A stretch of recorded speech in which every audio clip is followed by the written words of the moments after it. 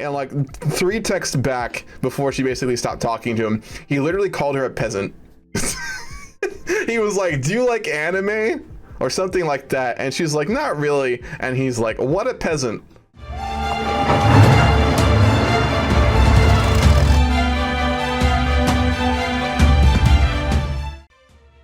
Alright, so when we left off last time, we had finished stabilizing Ethiopia for the most part. When we took over, things were in very bad shape. It was the end of the Mengistu government, and we had 0 civs, we had 2 mills, we had a bunch of debt, we couldn't run a surplus, corruption through the roof, all that good stuff. Just horrible. Beyond that, we have paid off all of our debt, we have money in the bank, we have some foreign investment now, and we are running a very solid surplus in addition to fully funding our education, which means our research speed is fantastic. So we're in really good shape here. We're in really good shape. So we need to obviously capitalize on this and continue to grow our economy and get ready to, you know, get some revenge, take some territory, get strong in Africa. We've done a lot of our focuses now for the most part. We've done basically all of our economic ones. We've done the African Union ones. We've done our trade deal. We've done our political ones. So all we really have left to do now is our military ones, which will be perfect because we are about to militarize. Like I said, we are going to go into just pure economic development for now. I know we've been doing it for a while, but really, you really have to in Millennium Dawn. You know, I used to play Millennium Dawn games in the early days where I wouldn't develop my economy. I just rush wars, and then, you know, maybe it'd go well for a little while, but after a certain point, I just get wrecked by bigger countries in Millennium Dawn because the AI will develop properly. I mean, we could take out like Somalia and stuff like that, but then we'd hit a point where 1, we'd be facing nations backed by European powers, and 2, we just wouldn't be able to sustain ourselves. So it is so important that we actually build up properly here. So I do apologize for all the non-war related things that we're doing, but you know, this is Millennium Dawn, so you kind of comes with the territory. Ethio-Djibouti Railway stops its operations. After World War II, the railway began a long period of decline. Traffic on the railway dropped in half from 53 to 57 as road transport began to compete for cargo. The Ogaden War of 77 to 78 dealt a further blow to the railway as Somali troops invaded us and captured the railway as far as Dire Dawa. Portions of the railway were blown up in the war, and railway operations were again cut in half. After the war ended, the railway continued to decline from a lack of maintenance and attacks from rebels such as the Ogaden Liberation Front. Both the lack of maintenance and an ambitious road construction program made rail transport increasingly non-competitive. In January of '85, the Awash rail disaster killed 429 passengers when their train derailed on the Awash River Bridge and fell into the gorge below. That's horrifying. Railway service finally ended this year between Addis Ababa and Dire Dawa, but trains continued to run between Dire Dawa and Djibouti. The tracks between Dire Dawa and Addis Ababa fell into total disrepair, and many of the rails were stolen and sold for scrap. Fuck. We just lost infrastructure. That's rough. We're gonna roll it back and go with semi-consumption economy because that increases our trade opinion factor, so we'll probably actually end up exporting more. We'll go for volunteer service because it's just better, period, and it'll reduce our defense costs. It's really weird the volunteer army is better than a professional military army, but in Millennium Dawn, for some reason, it is. Unless you're fighting a defensive war, that is. That's a very different story. This is going to be useful later because we are going to build our own air force domestically. We'll go ahead and invite European armament companies. Some arms companies would be extremely valuable to have within our own borders troops. So this will give us a little bit of a military industrial construction speed bonus. Because like I said, as soon as we hit 40 civs, which actually is not that far away, we are going to build mills in mass. So that'll be good. We should probably build a little bit more infrastructure too. The IMF owes us money. Yeah, literally. Guys, who's down to go to the IMF building with me and like just break the legs of like the head of the IMF until he gives us our money? Sounds like fun. Yep. We have more exports now. Well, mainly just steel. We'll get more exports later as we start to expand. Ethiopia actually doesn't have a lot of natural resources. We just have a bit of steel, we have a tiny bit of aluminum, and like a microscopic bit of petroleum. But as we start to expand in Somalia, we'll get some more oil, some more steel, and we are going to carve a path south towards the Congo, where all those technology metals are and rare precious metals, which obviously are incredibly valuable. I mean, there's a lot in the Congo. If we manage to like annex the Congo, our economy is just going to be pretty ridiculous. So we're gonna shoot for that. Can you sing California Girls for Us live? Only if I'm drunk. I play this game. I don't dare to play Africa. I hurt so much. I like it. It's a challenge. Millennium Dawn's fun because Ethiopia actually has a good focus tree and like no one can compete with you, so it's a lot of fun. I like to play Africa more in Millennium Dawn than regular Hoi because regular Hoi there's like no content for Africa because Paradox doesn't give a shit, obviously. All right, let's see what else we can do here. Now we're getting a fair amount of political power. Yeah, 2 a day, not bad. We're going to go for officer military academies because we want to have those really good officers for when we go to war. So we have military schools. I don't know. We can't get international education because we're militarist, nationalistic. But we can get officer military academy, which we want to get, which will make all of our officers really good and it'll make our new officers a lot better. So we want that. We actually can fully fund universal healthcare. Boys, Ethiopia is turning into a very nice nation. We have free university, so everyone gets college education, and we have universal healthcare now. So, hell yeah. I mean, you will have to serve in the army, but I mean, like, you'll also get an education and you'll have healthcare, so that's cool. If we attack Yemen for oil, is it worth it to research tanks? No. So tanks are valuable. Let me talk briefly about that, because that's a lot of people. People have a lot of misconceptions about the way the military works in Millennium Dawn. Tanks are incredibly useful. As with any almost any Hoi mod, tanks are the best units in the game in theory. Theoretically, if you look at the stats, they're the best. Why are they practically not the best in the game? Terrain modifiers. If you're anywhere that isn't just pure plains or desert, which you probably won't be, tanks are only going to be useful for you in very specific tiles, specifically urban, desert, plains, and on a good day, hills, right? But beyond that, any other tile, and even really hills, or for river crossings, or anything like that, they are not going to be useful to you. I always go for IFVs. Why? Because IFVs have really good terrain modifiers.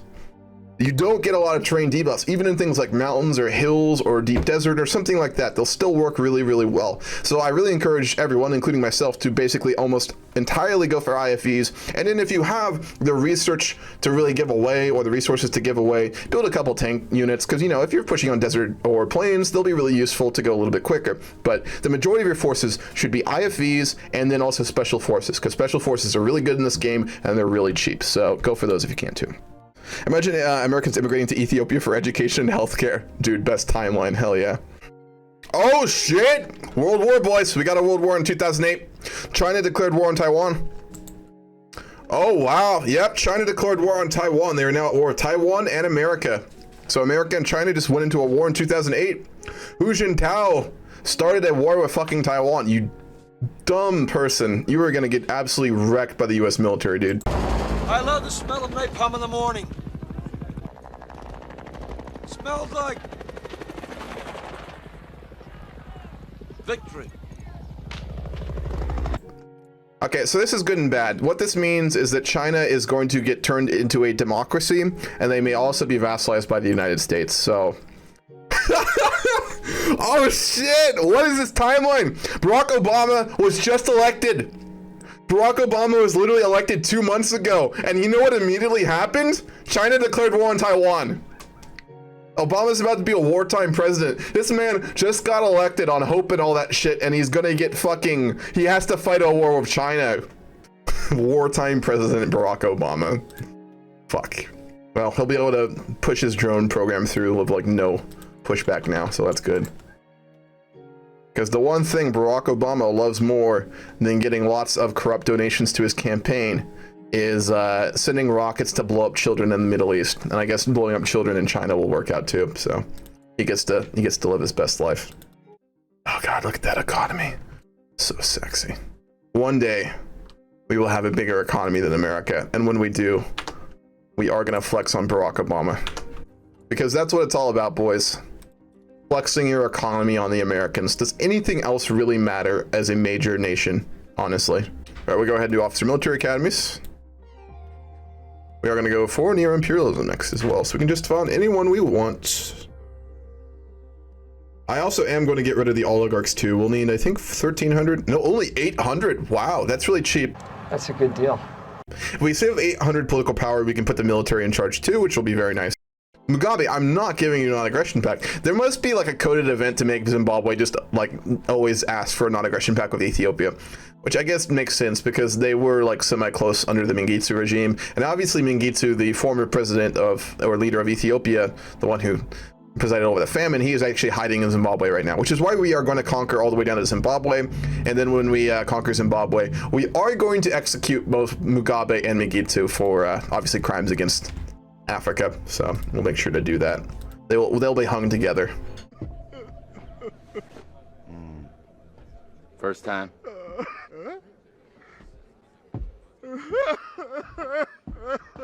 You know what I absolutely love is when I have a conversation with someone, they're like, they say with such certainty, there's no such thing as aliens. I love it when I meet a person who doesn't think aliens exist. That is the most funny thing ever. It's like, cool. The amount of ego and like lack of perspective you have is fucking impressive. Like, goddamn, I wish my mind was that simple. I wish I didn't have to think about anything of import. It sounds really nice. I think that's what they call a smooth brain, isn't it?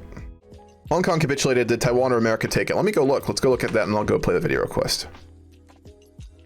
There it is. Taiwan is currently invading southern China. America has not launched a naval invasion. I'm sure there's a lot of US troops in there right now.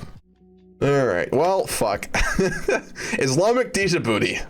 That's terrifying. This will be our first war, guys. Our first war, we get to beat up some Muslim extremists, so not a bad place to start things, honestly. It's nice to have a justified war before we start our unjustified wars, and there will be a lot of those, so, you know. We get to actually, pretend like we're the good guys for a minute. The trial of Isaiah Afewerki. Today is the trial of the former president of Eritrea, Issa Afewerki. Under loud protest by himself, he is brought into the court chamber and accused the court of corruption and an unjustly trial under the point that his sentence is already decided. Many international reporters share this point, but it won't save him today.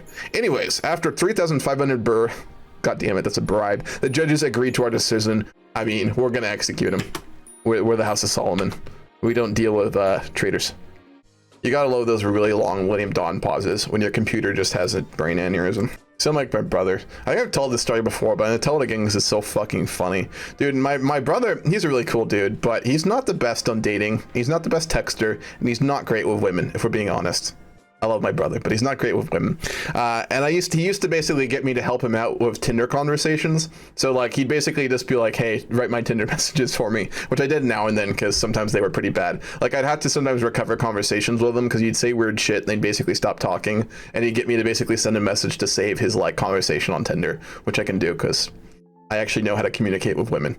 But this one time he was like, hey, can you help me out? This girl stopped messaging me. And I was like, why'd she stop messaging you, man? And he's like, I don't know. Well, you can look. I looked through his chat history with her, and 3 texts back before she basically stopped talking to him, he literally called her a peasant. He was like, do you like anime? Or something like that. And she's like, not really. And he's like, what a peasant. He actually messaged her that on Tinder. I was like, no, I don't know if I can save this conversation for you. You kind of shot yourself in the face on that one. Imagine calling a woman a peasant on Tinder and expecting her to actually message you, let alone fuck you. Good God, man. Your brother is a big bald Chad. Yeah, true. But the man does actually want to have, relations with women. So he needs to not say things like that. Just saying. So we get 30 political power. So we're going to go to war with Djibouti and then we're going to take out Somaliland. So I'll expand our borders a little bit more, and they will be our first conquest. One with a Muslim terrorist group, and one with another nationalistic country. So this will be the beginning of Ethiopian expansionism in Africa. The first of many.